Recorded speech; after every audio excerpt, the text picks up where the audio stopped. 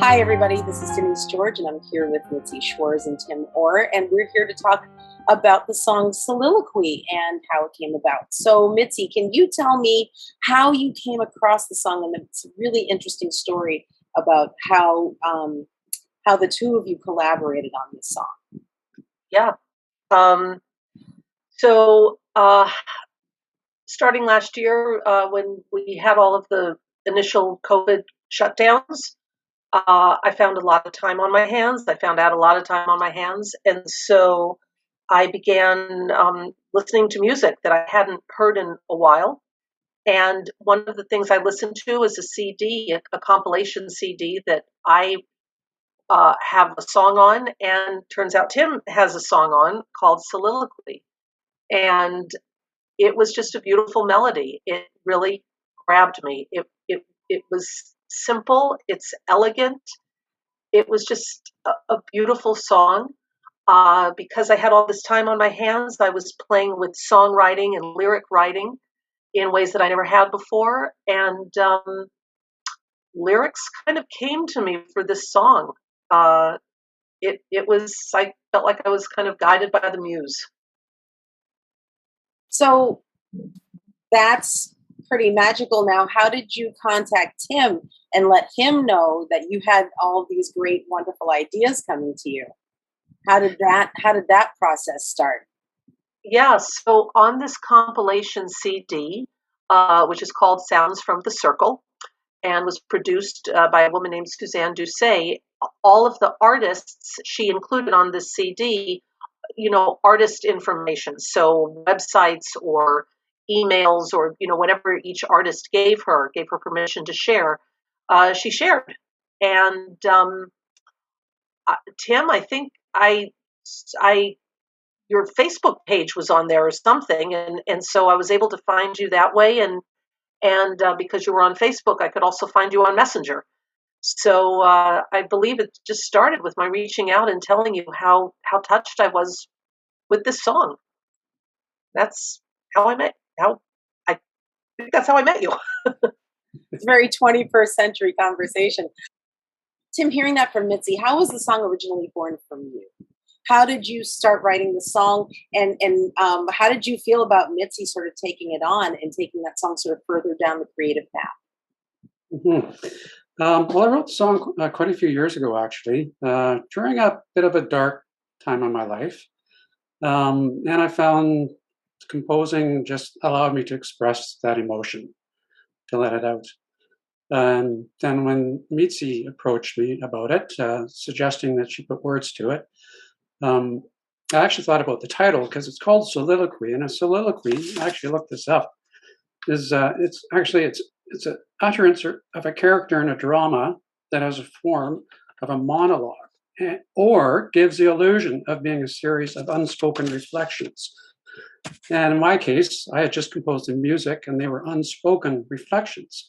So in the spirit of a true soliloquy, Mitzi was offering to put words to it and make it a true soliloquy. So it sounded good to me.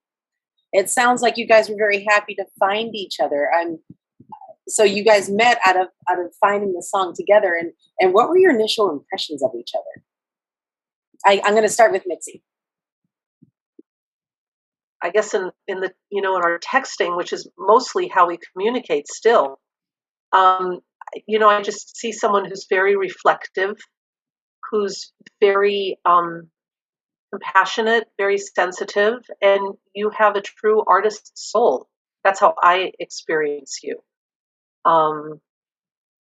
You have a very soft, gentle way about you, and that very much did come out, I felt, in your music. And I have never told you this until now, I also looked up the definition of soliloquy within the last couple of months, actually. Great minds. And when I great minds think alike, and when I read the definition, which you just so succinctly shared, I thought, yeah, this was actually a good song to put lyrics to. But of course, I didn't know that because I'm a little more impulsive. So I wrote the song and then realized that, yeah, wrote a soliloquy lyrically to your music. And Tim, what were your first impressions of Mitzi and so the person who's going to be the custodian of your song on its next part of its journey? Well, first impressions, I was a bit frightened because here's this gal from Los Angeles, the music capital of the world, practically, approaching me, this guy way up in Canada. But I was very flattered and honored that she wanted to do this. Oh, that's great.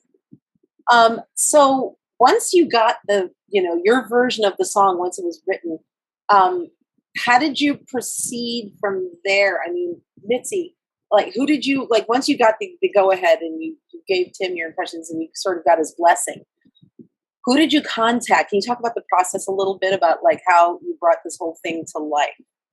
Yeah, this is actually a very interesting story. So before I heard your song, Tim, a couple months before, I too was going through quite a shift in my life.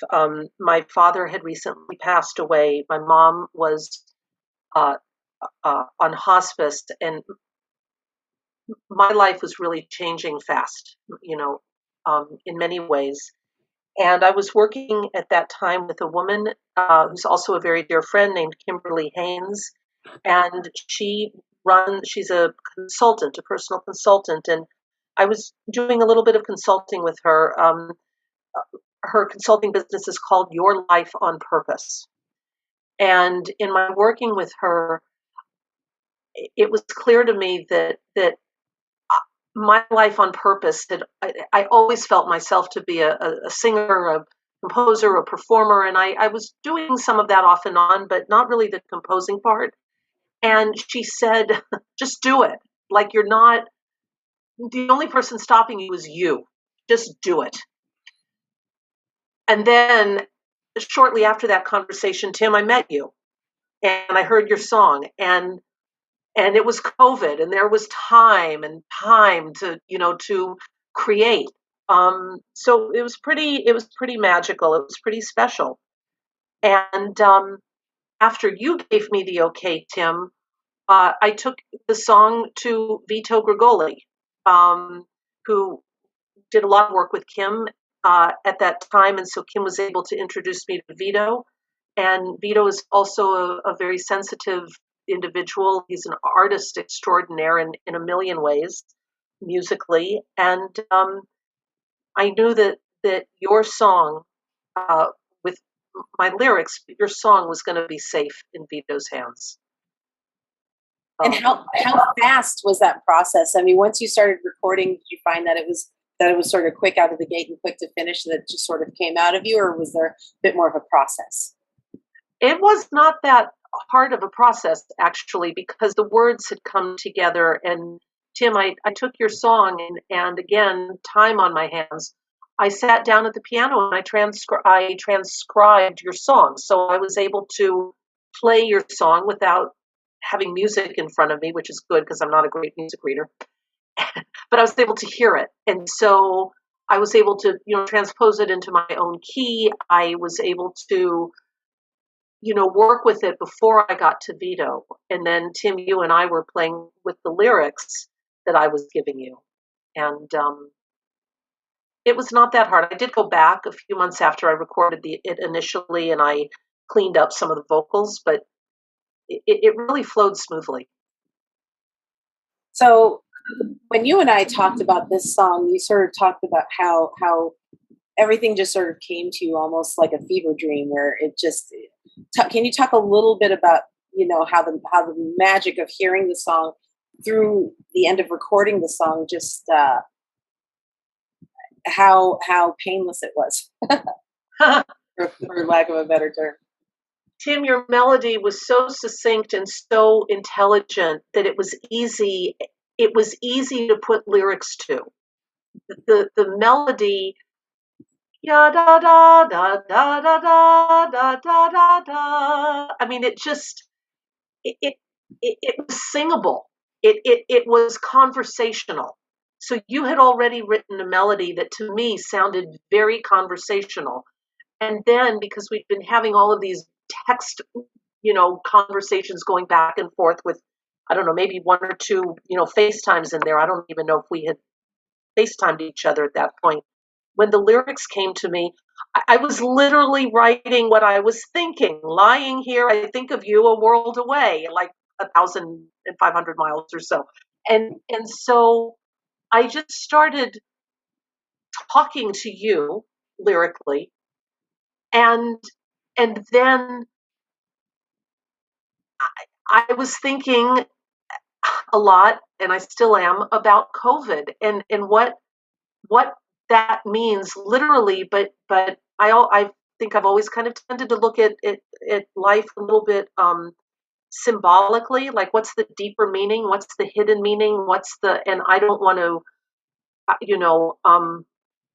COVID is COVID, and COVID is horrible, and I think it has, along with everything else in life, but talking about COVID, there is opportunity for us to learn things about ourselves given the circumstances we find ourselves in. So, Tim, when Mitzi recorded the song and gave you that first draft, what were your first impressions on hearing it? You've known the song so well because you recorded it yourself. Now that somebody else had their hands on it and you actually heard it sort of on its feet, can you tell me what your first impressions were? I was overwhelmed, really. In fact, it made me cry the first time I listened to it. Because she took just the melody that I had created and made something so much greater. So I was purely overwhelmed and happy, delighted. Delighted. Well, it's so I as a listener, I got a chance to hear the song, and I can tell you I was delighted to listen to it. So it's really great. What a magical thing to have somebody sort of take your baby and sort of bring it further along in its development. So I'm as a listener, I feel gratified to hear that you feel the same way about it. So congratulations to both of you for finding each other and finding this song. So what would you like to see happen as this song, now that this song was born from Tim and Mitzi helped the song along its journey, what do you think is the logical next step of growth for this song? What would you like to see happen? I'm going to start with Tim this time. What would you like to see happen on its next part of its journey? Well, I think Mitzi's probably got the best answer to this because it's in listening to it, the music is pretty, but it's the words that really hold the meaning to it. And I mean, it's words of hope during a COVID time that been very difficult for many people. We're still in that to some extent, but I'm just hoping that people will hear the words and take to heart the message that's there. Mitzi, So what would you like to see happen to this song? yeah, so Tim, I've got news for you. For the first time today ever, I sang a verse and the chorus, the first verse, the chorus, and then just the bridge to the group of ladies that I do a book study session with.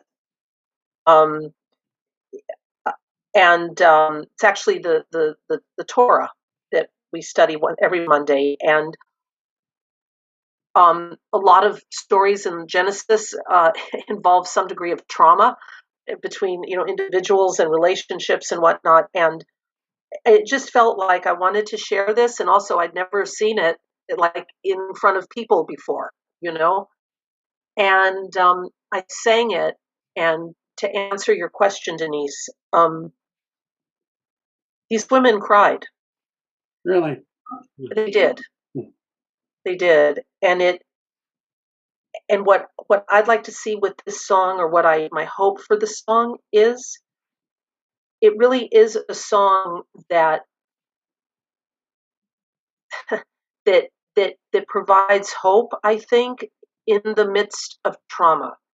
In the midst of trauma, whether the trauma is our response to COVID and our reactions to COVID, whether it's trauma that we, have carried with us for God knows how many years or decades. There's so much going on in the world right now on so many levels, and I really hope that this song touches, as many people as need or want to be touched by it. And I hope this gives people hope that we really need to just slow down and recognize our own preciousness, our own vulnerability, and that this song should give us, a little bit of encouragement that it's okay to reach out to one another and to help one another. Amen. I think that that's probably the most lovely place to stop. I am so glad we got a chance to talk today. Thank you, Mitzi. Thank you, Tim. And everybody, you're going to be able to get your hands on this song. Mitzi, tell them when they can get their mitts on this nice little number. You can pre-order it anytime you want, and it will be coming to all streaming platforms, Spotify, Pandora, iTunes, Amazon, etc., wherever you get your music on December 13th. All right, there's going to be a pre-order link at the end of this video. So I'm very happy to talk to the two of you. I wish both of you the best of luck with this song. I loved it, and I hope that everybody who's watching this feels the same way about it when they listen to it. I hope they feel how magical and special it is. Thank you guys for talking with me today. Thank you. Thank you. Lying here, I think of you, a world away, wondering what you're doing there and what you'd say if we should ever live without such trouble. Can people get along without the struggle?